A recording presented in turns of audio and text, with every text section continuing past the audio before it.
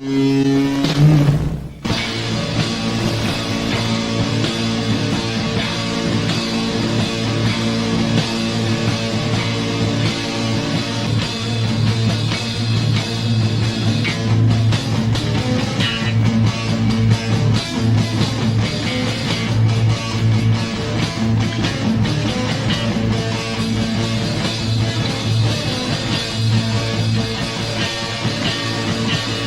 517, do you want to report a UFO? Over.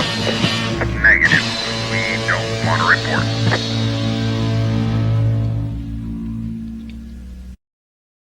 Look, it wasn't my worst Wednesday night. Hello and welcome to another edition of Anomaly-NOW. I'm your host, Miles Lewis. This is the weekly, very rarely live these days, news and media roundup for the nonprofit 501c3 Scientific Anomaly Institute, aka the Anomaly Archives, located here in the heart of Texas, Austin. Thank you for joining us. We're going to dive right in. We're going to burn through these news headlines. I'm not going to cover that much tonight, today, this episode, but wow. Of course, you can go to our website, anomalyarchives.org, and learn all about our organization. We were founded in 2003 as a 501c3 nonprofit. We have over 7,000 books and thousands of periodicals dealing with all things anomalous, UFOs, parapsychology, ancient civilizations, all the mysteries that science tends to poo-poo or relegate to the back of the bus, so to speak, not to make light of that, but we have some big news. A periodical from back in the 1990s, 30 years ago, there was this really well done zine, a newsletter called Houston Sky, and this was produced by Gail Neeson, and it is one of those rare examples of a really interesting and balanced UFO newsletter from back 30 years ago in the 1990s. All 11 of its brief run from October 1994 to October 1996, all 11 issues have been digitized and are available online, thanks to the Archives for the Unexplained, AFU, over in Sweden. We've got the link at our website, anomalyarchives.org/collection/periodical/Houston-Sky, or just search Houston Sky, digitized online, you'll find it. But yeah, this has been a long sought after series of back issues, and it's been used in a lot of more recent reportage reflecting back on famous cases. In this case, you can see here we've got a picture from Gail Neeson's article, a conversation with Philip J. Klass. That's right, folks. Even people who are interested in quote-unquote believers and there being something important to the UFO phenomena have engaged with these arch skeptic nemesises of the UFO scene.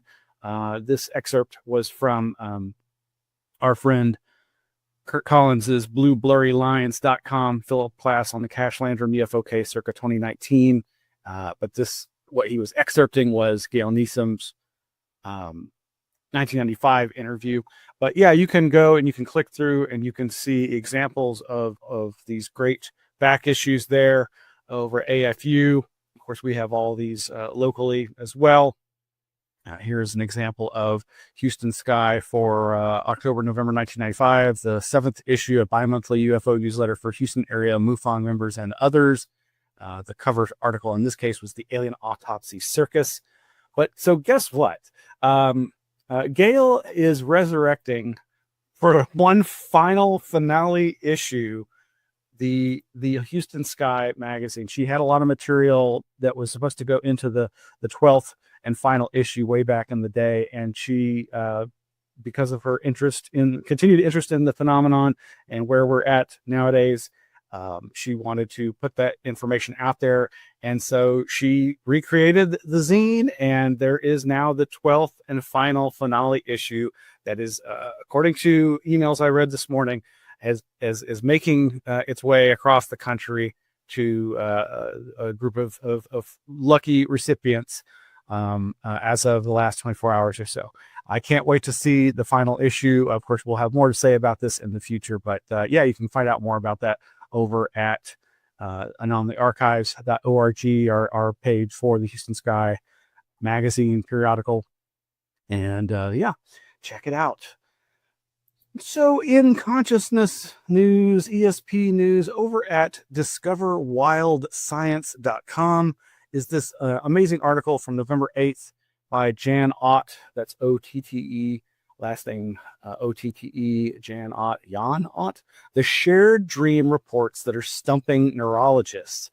Now, I think I've commented on this a couple of times recently because, well, I've had experience with this sort of in high school. I had a dream switching experience with my best friend.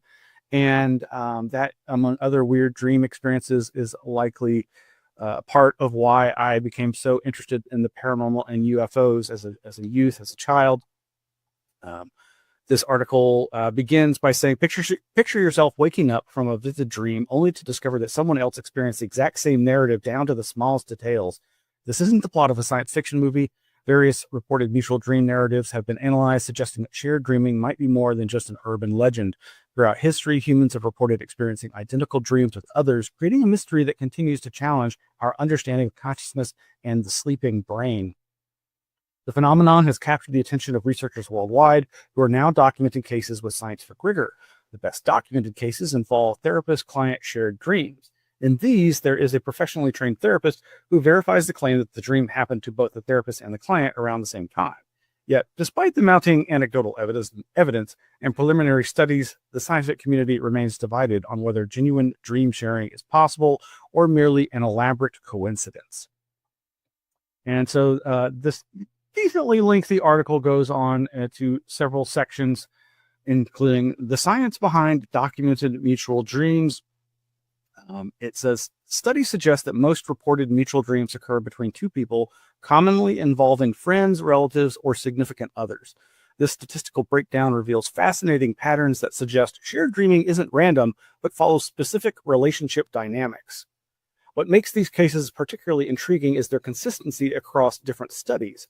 Mean similarities ratings for dream settings, themes, characters, events, and objects were all above 4.0, where 5.0 indicated identical content. These remarkably high similarity scores indicate that people aren't just sharing vague dream themes, but detailed, specific experiences that align with extraordinary precision. Next section, neurological mechanisms that could enable shared dreams.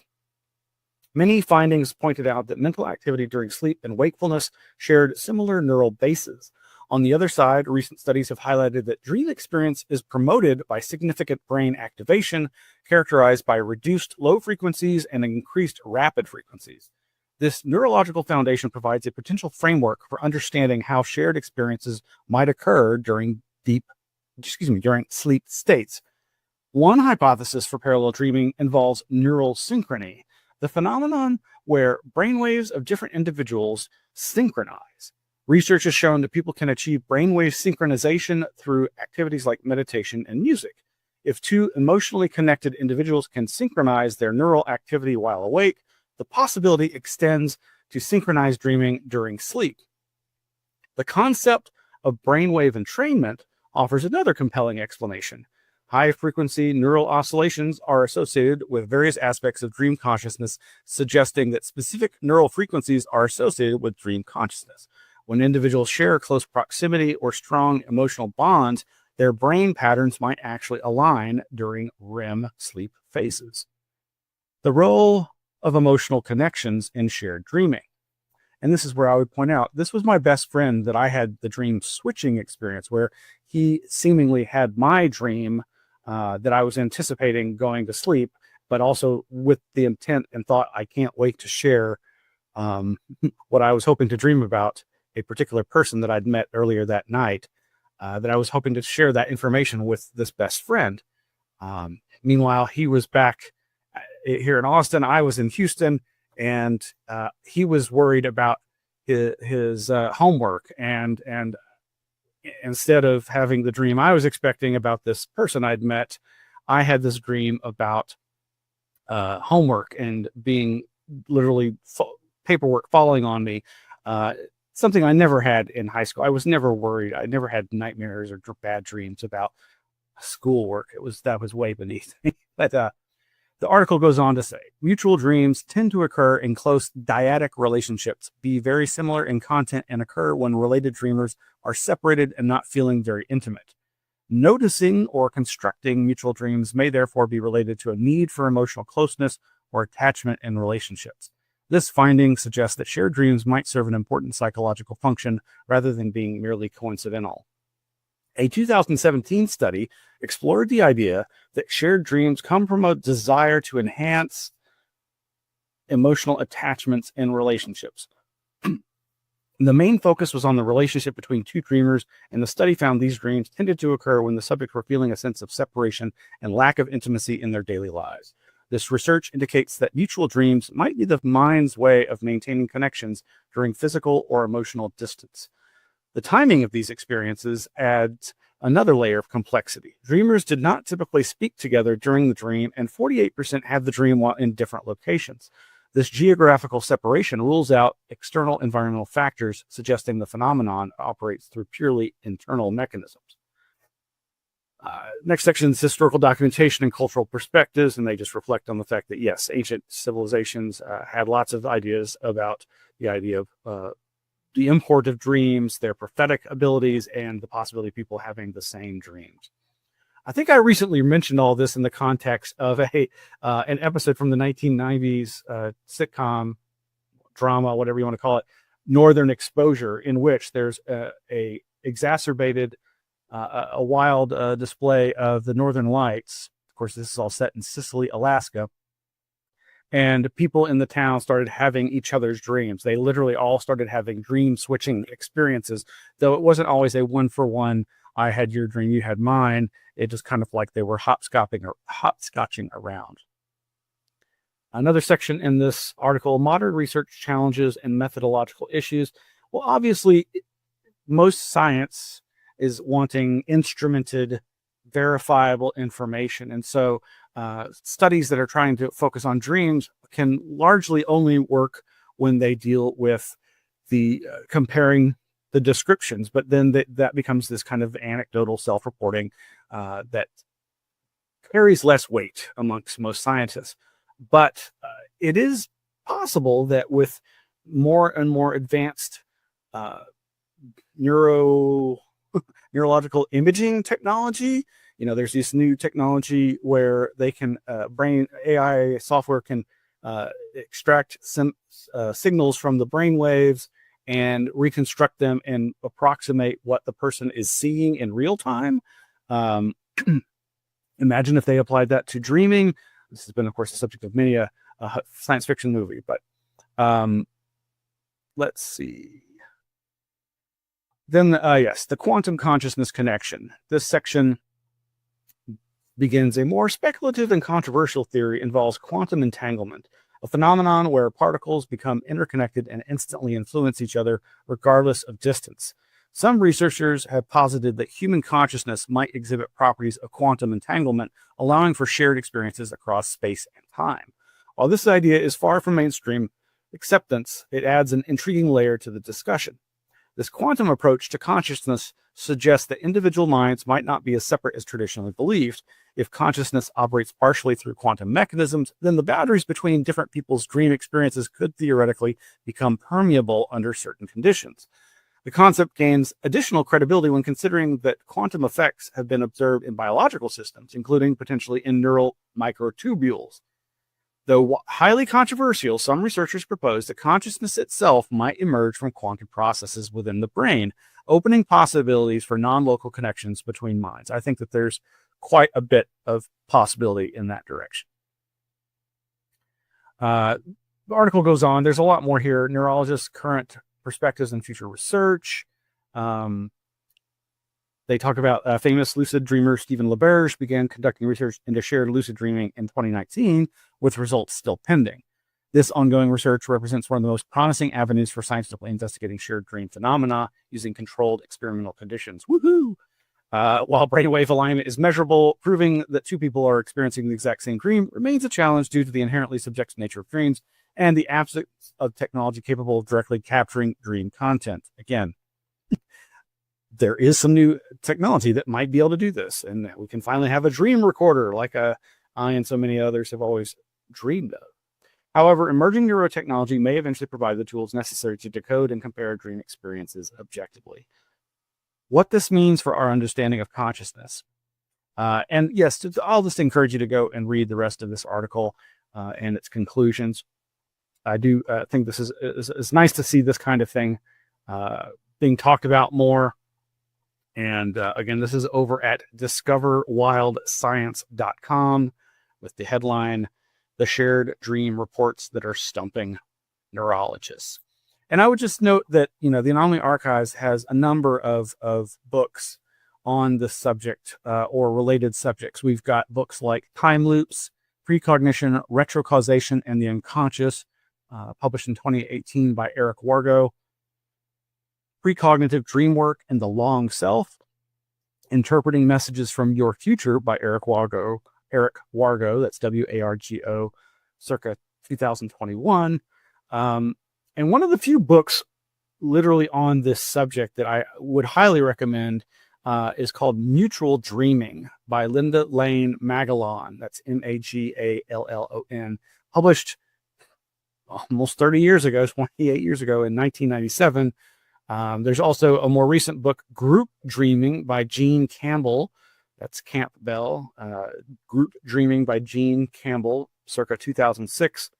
Of course, there's other books that have dealt with altered states of consciousness, precognitive visions, dreams, and so forth, such as Second Sight by Judith Orloff, circa 1996. Captain of My Ship, Master of My Soul, Living with Guidance by F. Holmes Atwater, circa 2001, as well as PSI, Scientific Studies of the Psychic Realm, a Dutton paperback original by Charles Tart, circa 1977. God, I love that book. The Ultimate Time Machine, a remote viewer's perception of time and predictions for the new millennium by Joseph McMoneagle, 1998. Self-Experiments with Consciousness and Hypnagogia by Shirley Marks Bonham, circa 2017. That's a local writer-researcher who is a friend and a longtime supporter of organizations associated with the Anomaly Archives. The classic Dream Telepathy Experiments in Nocturnal ESP by Montague Ullman, circa 1974, and others, including Limitless Mind by Russell Targ, circa 2004. Yeah, there's just so much great information out there, but yeah, it can be hard to come by.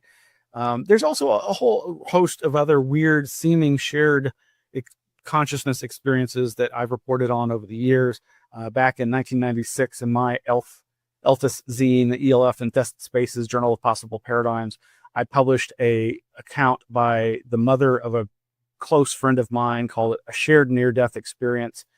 Very tragic circumstances, but an amazing tale of a woman who seemingly co-experienced the near-death experience, the actual death experience of her husband who was murdered that night. Tragic, but a beautiful and amazing story. Also, back then, we republished something from the local Austin MUFON Mutual UFO Network newsletter called Coincidence, Synchronicity, or Is It a Shared Event? And this is an example of something very strange that is kind of exemplary of the weirdness associated with alien abduction, contact experiences, and dreams. I don't know if I need to read the whole thing here, but it starts by saying, as the dream, quote unquote, began, I found myself just inside the gate of some kind of compound, enclosed in a high cyclone fence, which with tilted in barbed wire at the top. It was the type of fence you would see enclosing a prison or military installation. I was milling around with about 100 other people, all of us naked and confused, and felt a surge of anger and frustration as the guards roughly herded us forward with as little concern as one would have with cattle. I strained to focus on these guards, but their faces were fuzzed out with a shimmer similar to the one used to blank out faces on TV when someone's identity is being protected. Another part a little later, As we were herded into the enormous interior, I saw many, many curtained off areas, such as you see in emergency rooms. I was in a kind of daze at this point and did not protest as I was led into one of the cubicles and placed on a gray metal table. So very much kind of an alien abduction experience, but also like an internment camp experience. Like, unfortunately, we seem to be going through again now after having done that horrible activity ourselves in World War II. I seem to recall hearing someone crying, but I can't get a clear picture of the activity which accompanied this image. After that, I was back outside, walking towards the gate. I don't know if I was unclothed at this point, for the dream faded. I came to with a start, sat straight up in bed, and looked at my bedside table clock, which I could see by the street light streaming in the window. It was exactly 2 a.m. I felt wide awake and terrified, and jumped out of bed and began pacing the floor, suddenly aware that my body ached from head to foot. After swallowing a potassium tablet and an aspirin, I went back to bed, determined to get some sleep for the next day. It was a work day, and I needed to be alert. I related this dream to a friend at work during my coffee break the next day. This friend is aware of my UFO experiences, is possibly an experiencer as well, and could be trusted to keep confidences. As I finished telling the last part, in which I woke up at 2 a.m., another coworker came in the break room and asked why we had the serious faces. We laughed and answered only that I'd had a really spooky dream which had upset my night. The person said, "That's funny. I had a really weird dream too," he remarked. "I was out driving around and I didn't have any clothes on. I came up to this big gate, got out and went inside, and there were all these other people there, naked as jaybirds." He didn't seem to notice that my friend and I were staring at him open-mouthed as he continued recalling basically the same dream that I had experienced. He finished by adding, "It was really strange. I woke up at 2 o'clock, wide awake, and my body was hurting all over. I got up and walked around for a while and rubbed my arms and legs and got a glass of water, but it took a long time to go back to sleep. I feel real hungover this morning, and I can't figure out why. I went to bed early and didn't even have one beer." Coincidence? Telepathically tapping into each other's minds? Or did we both experience the same event? I doubt if we will ever know, for I cannot discuss this mystery with my coworker. He is a member of a fundamentalist religious congregation and refuses to acknowledge that there are any other worlds except for our world, or that God ever created any other beings except with humans on planet Earth. He has had dreams of being kidnapped by demons who took him for fantastic rides to places where he saw quote-unquote vampires, but these will remain dreams for him. I cannot topple his worldview by suggesting other realities. He wouldn't believe it if I did. He wouldn't believe a single word. All right. We're going to take a quick break, and we'll be right back.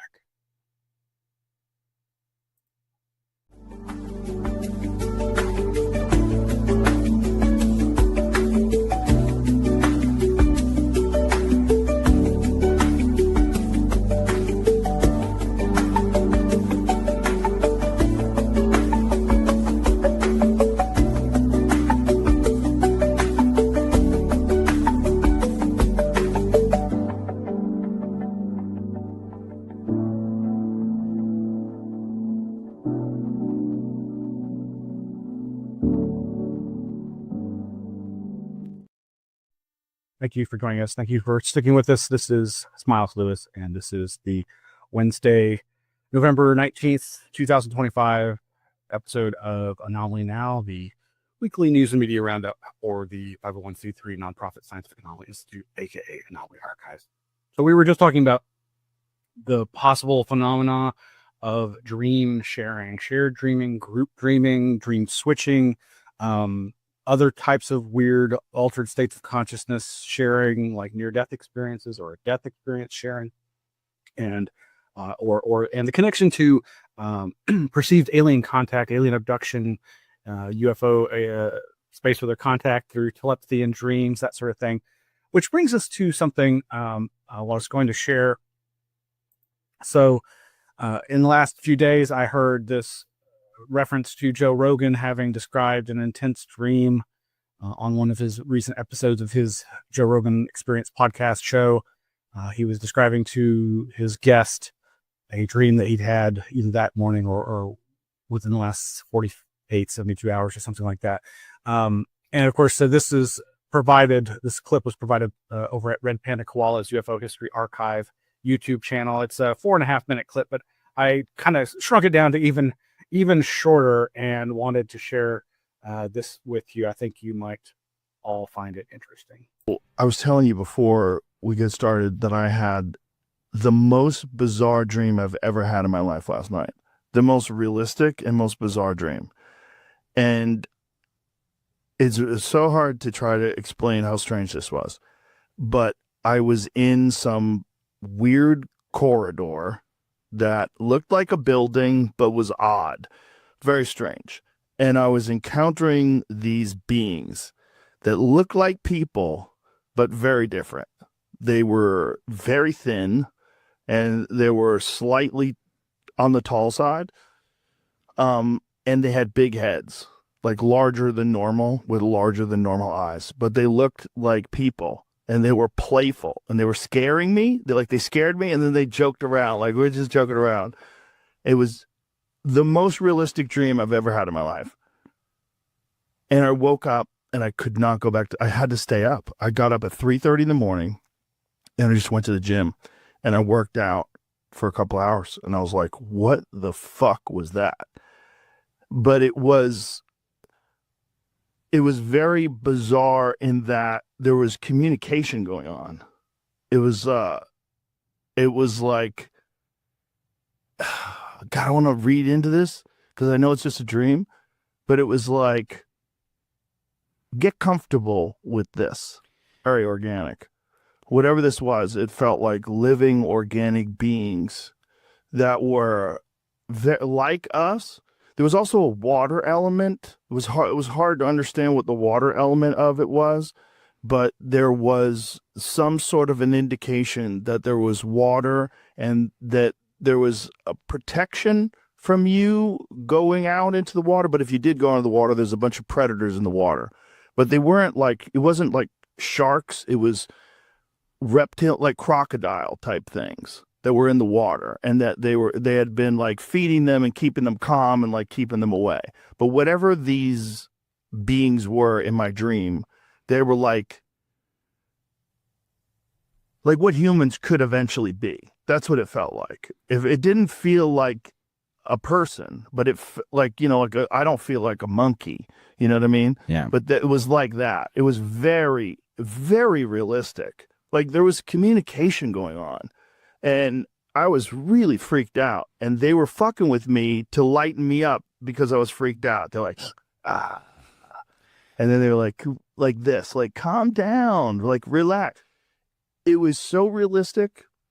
It was so realistic that when it was over, I wasn't sure what happened. Like, it wasn't like, whoa, what a fucked up dream. It was like, that was different. That was different. Yes.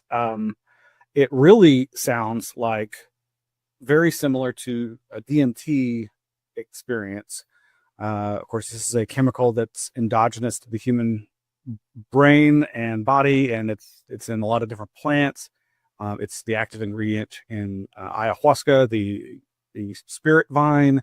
Of course, there's been government-funded research by Rick Strassman, and as reported on in his book, DMT, the Spirit Molecule. It really sounds like that. But it's interesting because, of course, Rogan, I believe, has done DMT, maybe even ayahuasca variation of it. But these entities that he's describing sound remarkably like DMT elves, or what Terence McKenna described as the dribbling basketballs, the elves of hyperspace that he and others have consistently reported as a common inhabitant of this other realm, and that seems more real than a hallucination.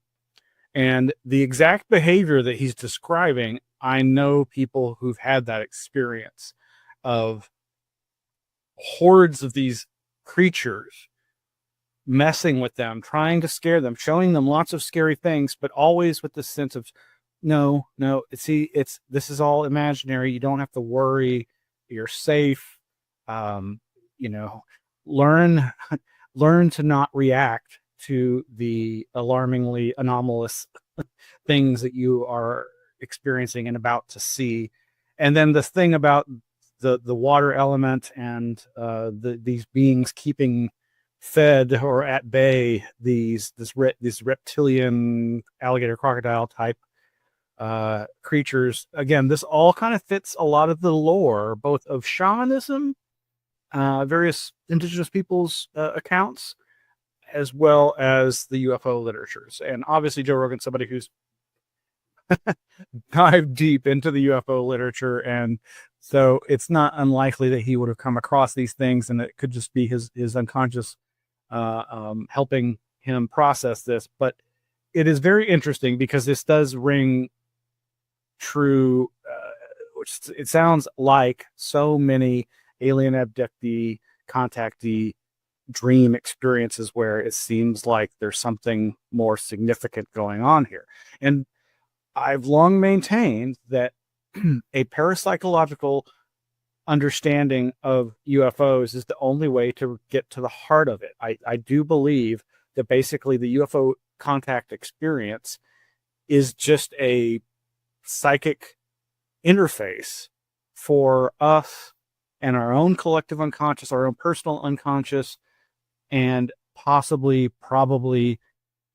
the collective consciousness and individual consciousnesses of every life form on this planet, every life form in the universe itself as living information and consciousness. Wacky ideas, I know. So your mileage may vary. Anyway, I thought that was pretty interesting. Along a similar line, over at psyche.co, that's psyche.co website, Psychedelic in the Sky. What can we learn by taking transcendent UFO stories seriously? In Psychedelic in the Sky, the U.S. filmmaker Matthew Salton takes a leap of faith, embarking on a project to take the UFO phenomenon seriously. Through interviews with a true believer who claims to have had a world-shattering encounter with a mysterious flying object, and by invoking the work of the French astronomer and ufologist Jacques Vallée, one of the few scientists to research UFOs decades ago, the animation takes viewers on a thought-provoking journey into social psychology and spirituality. Pairing these voices with his own reflections and a stylish vaporwave aesthetic, yes indeed, Salton's short makes for a fascinating exploration of what these stories of strange objects in the sky and even encounters with creatures inside them reveal about the shared human experience right here on Earth.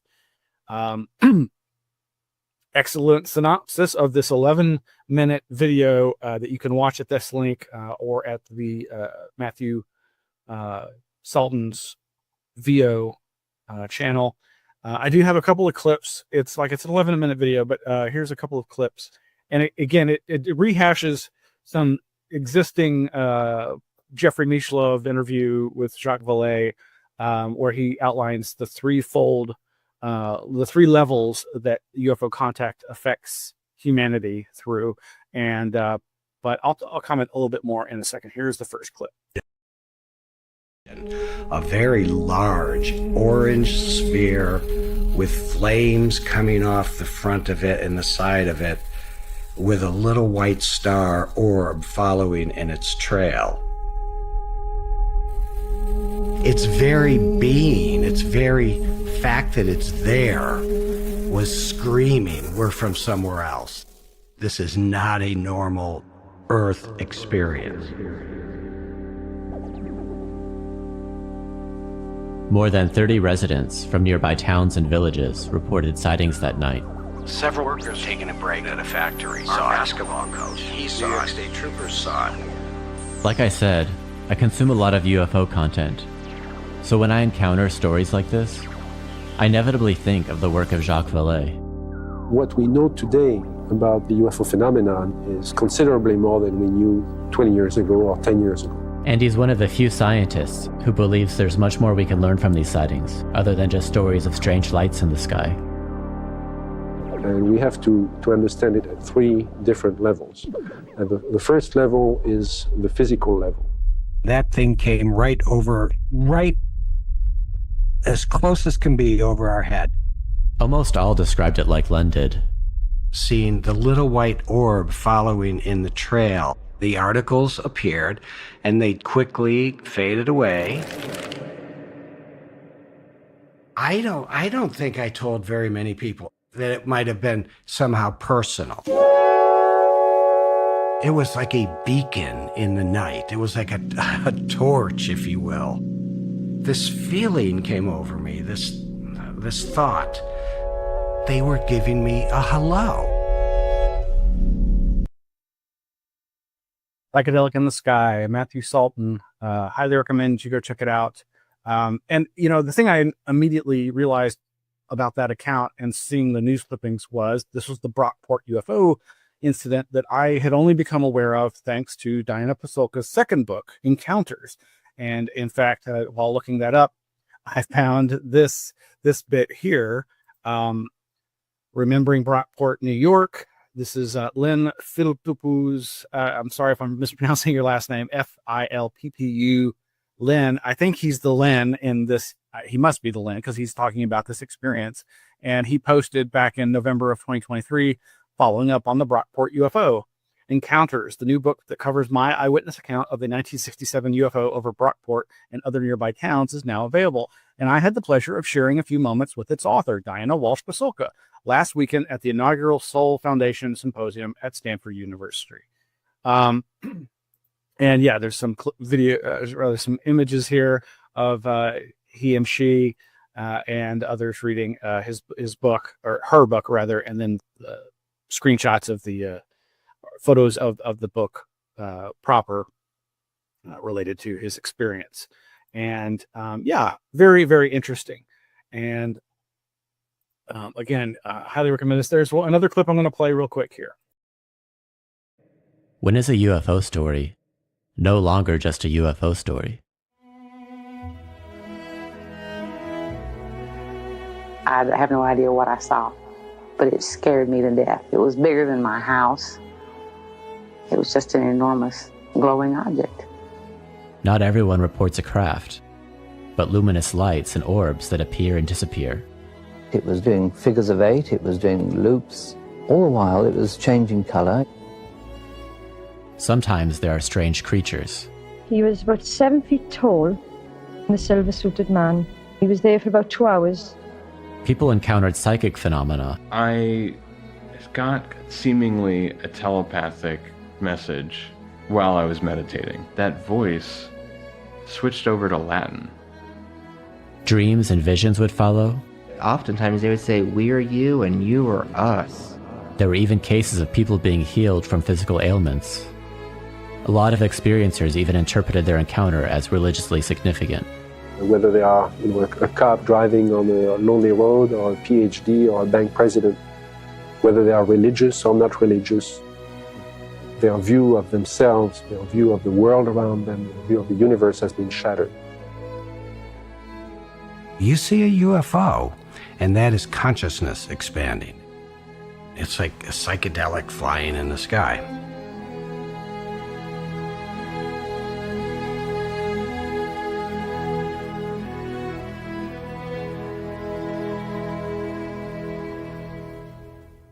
I love videos like that. I love that kind of animation that's not this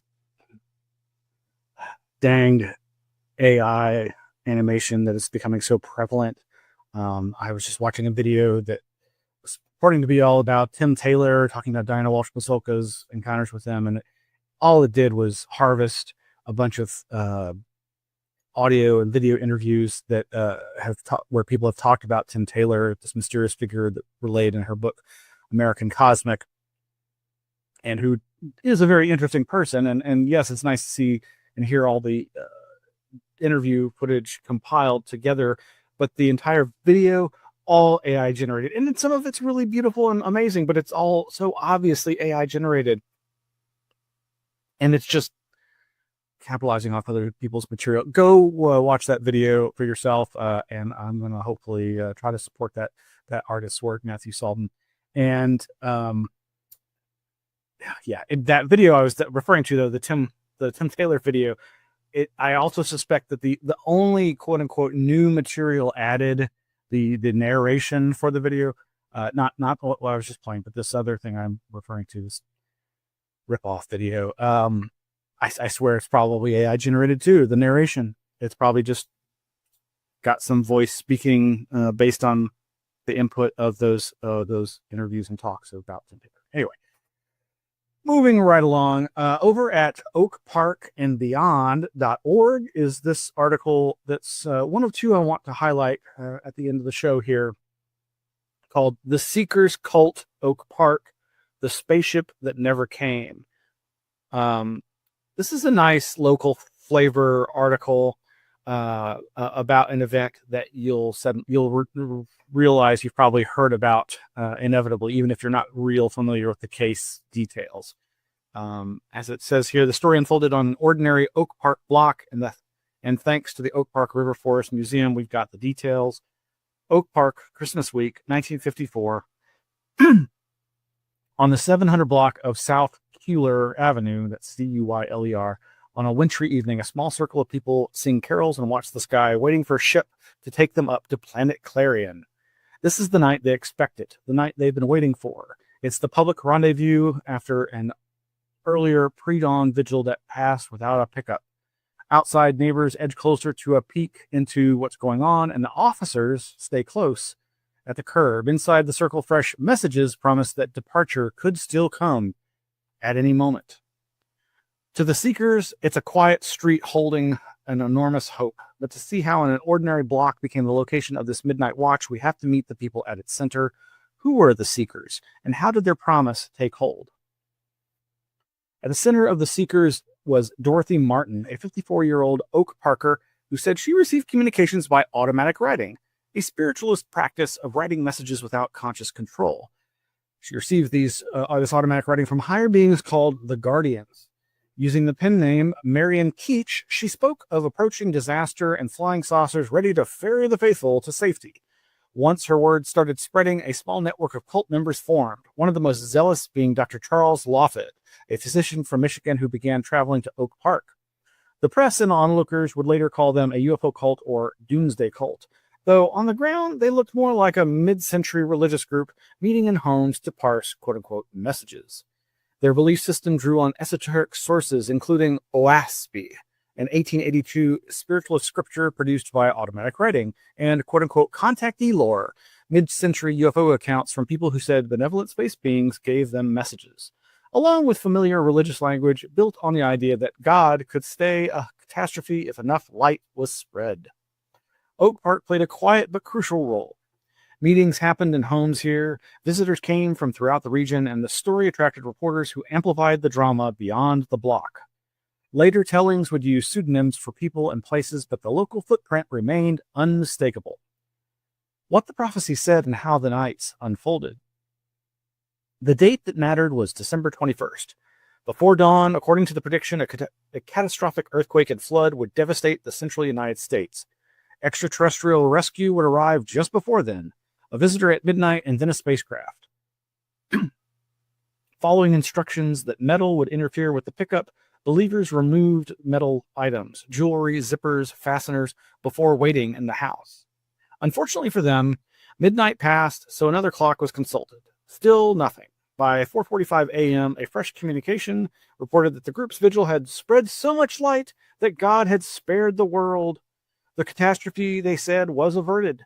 By afternoon, the group that had shunned reporters now sought them out, pivoting to share the good news. 3 nights later, on Christmas Eve, there was a public rendezvous outside Dorothy Martin's Oak Park home. A small circle of seekers sang carols and scanned the sky, while a much larger crowd of neighbors and press looked on. Several accounts put the onlookers in the hundreds. No ship appeared. Police kept order and weighed whether any charges were appropriate. As for the group itself, sources vary, but the Oak Park core that winter was small, roughly a dozen committed participants with others drifting in and out. After that second non-event, the seekers redoubled their insistence that the vigil itself had worked. The cult presented the outcome as a success story. Disaster predicted and, in their view, disaster avoided. In their telling, the prophecy didn't fail, but was instead fulfilled differently. Many group members remained firm believers. Why this small Oak Park story got big? Enter social psychology. Researcher Leon Festinger and colleagues embedded with the group before and after the failed dates. Festinger, Stanley Schachter, and Henry Reichen then published When Prophecy Fails in 1956. Rather than presenting a finished theory, the book documented the group's reactions. The case soon helped shape Festinger's concept of cognitive dissonance, which he formalized in 1957. In plain terms, when reality collides with conviction, some people don't let go. They explain, reframe, and sometimes proselytize harder. Decades later, the story still bounces around broadcasts and social media, especially each December as writers revisit, quote-unquote, the Christmas the aliens didn't come, and ask what the case says about modern movements and the pull of certainty. It's become a cultural shorthand for how a prediction can fail and a movement can carry on. Now, I did like this part here. You can read the rest over at oakparkandbeyond.org. Oak Park Today, how to engage with the story responsibly. When it comes to the seekers, there's no official tour, and there shouldn't be. Private homes and the people who live in them deserve privacy. If you're intrigued, treat this as a chapter in local history rather than a scavenger hunt. For deeper context, look to reputable local resources and museum programs that discuss Oak Park in the 1950s. News coverage of the vigils and how the study found its way from a block on South Tyler Avenue to the center of a social science debate. Curiosity is welcome. Respect is required. I like that. Well, I bring this up in the context of this other article written by Ryan Whalen over at thedebrief.org. This is pretty interesting. I was not aware of this until I saw this article, and very much appreciate Ryan Whalen and The Debrief publishing this. The title is Alarm Bells Went Off. New research takes a critical look at the landmark UFO cult study When Prophecy Fails. Since its 1956 publication, When Prophecy Fails, the classical psychological study of an American UFO cult has remained a prominent psychology text underpinning the idea of cognitive dissonance. Written by Leon Festinger, Henry Reichen, and Stanley Schachter, When Prophecy Fails recounts the experiences of members of a UFO cult after their leaders' predictions failed to come true, which only increased the members' fervor. However, decades later, a fresh academic review of the seminal work raises significant questions about many of its claims. In a new paper published in the Journal of the History of the Behavioral Sciences, independent researcher Thomas Kelly examines contemporary periodicals, one of the author's original notes about the study, and further investigation of the subject's later lives, now arguing that the work's conclusions were inaccurate and derived from the original researcher's unethical behavior. Now, I'm not going to repeat the part where it gives you this description of what we just read about the nature of these experiences, but yes, there was this person who started doing automatic writing and was issuing these prophecies that then seemingly did not come to pass, but were reinterpreted, and the implication being that people double down on their beliefs, even in the face of perceived failure. Reconsidering When Prophecy Fails. Researcher Thomas Kelly is a political scientist by training with a PhD from the UC Berkeley and has previously published on health policy. He explained to The Debrief how, after reading When Prophecy Fails for personal interest, he became concerned with the influential work's accuracy. Quote, when I read the book, alarm bells went off in my head because the authors made sweeping claims while offering anecdotes that often seemed to undermine their main thesis, Kelly explained. For example, they would discuss how the cult rarely proselytized in one chapter, and in the next, introduce a book publisher that they were hoping would print a book of their teachings. Quote, as I read more about the case, each document made When Prophecy Fails look worse, Kelly continued. For instance, Festinger's book, A Theory of Cognitive Dissonance, offered an account of the events of When Prophecy Fails, but he altered the account in several ways, even though they were only published a year apart.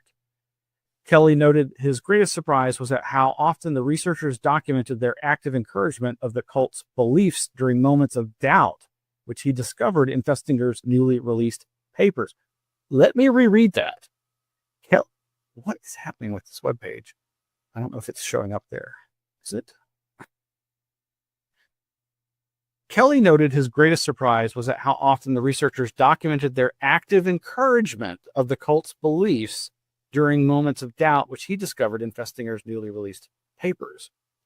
Quote, I was surprised by how actively the authors manipulated the cultists.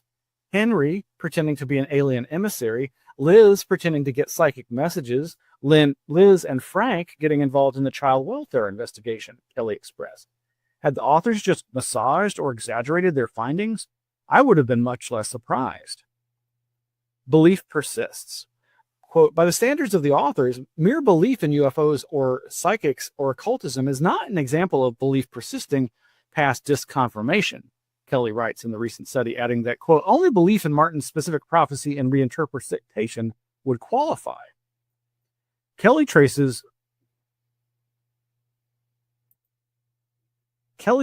Martin's later career as Sister Thedra, a period marked by claims that she channeled both Jesus and extraterrestrial beings. At the same time, the Loftheads continued to promote their beliefs in prophecy and alien contact. When Kelly notes that Martin eventually recanted, the reality appears more nuanced than a simple admission of error. Martin suggested that her belief that the followers would be taken up in a spaceship might have referred not to a literal ascent, but to a spiritual uplifting.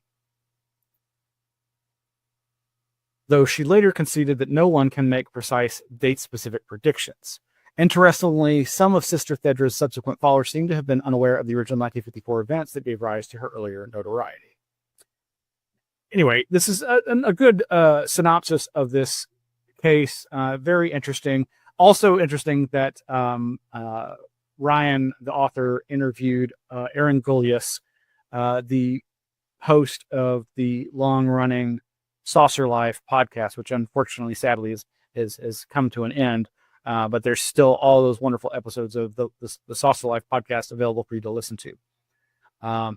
Julius is interviewed here and says, quote, I think it's an interesting take, which could have been fleshed out a bit more with additional examples and evidence, commented Aaron Gullius, a historian specializing in UFO and conspiratorial beliefs, regarding Kelly's new perspectives on the work, though arguing that it may not entirely refute the primary argument of when prophecy fails. Quote, the focus on the proselytization angle seems a bit narrow to me, Gullius told the debrief.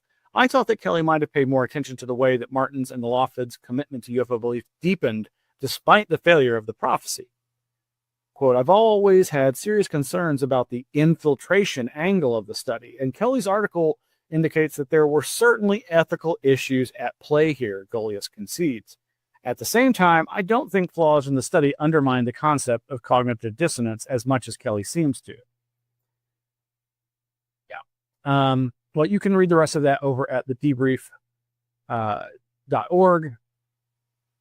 I think this is a great re-examination of something that's long been and continues to be cited in terms of believers in UFO phenomena and cult-like belief by believers and discussions of UFO belief engendering a new age religion, a new religion of sorts, a new religious movement. This is a recurring theme, obviously,